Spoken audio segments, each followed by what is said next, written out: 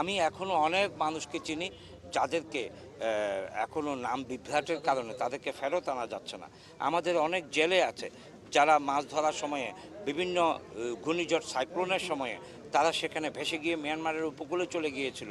অবৈধ অভিবাসী হিসেবে তারা সেখানে গ্রেপ্তার হয়।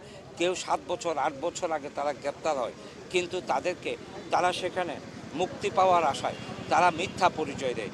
কক্সবাজার জেলা অথবা পটুয়াখালী জেলার পরিচয় না দিয়ে তারা সেখানে মিয়ানমারের বুসিদং অথবা এরকম কোনো গ্রামের নাম পরিচয় দিয়ে মিয়ানমারের নাগরিক পরিচয় দিয়ে তারা জেলে আছে।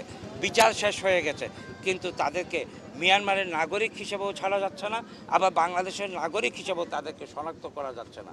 ঠিক এই মুহূর্তে আমি আপনাদের সকলের মাধ্যমে আমার বাংলাদেশের সকল মানুষকে বলবো, দেশে বিদেশে কেউ দয়া করে নাম ভুল দিবেন না এবং জন্মস্থান সব কিছু কোনো কিছু ভুল দেবেন না। তাহলে আপনাদের মুক্তি পেতে অথবা মুক্তি নিয়ে আসতে বাংলাদেশের আমাদের অনেক সমস্যা হচ্ছে।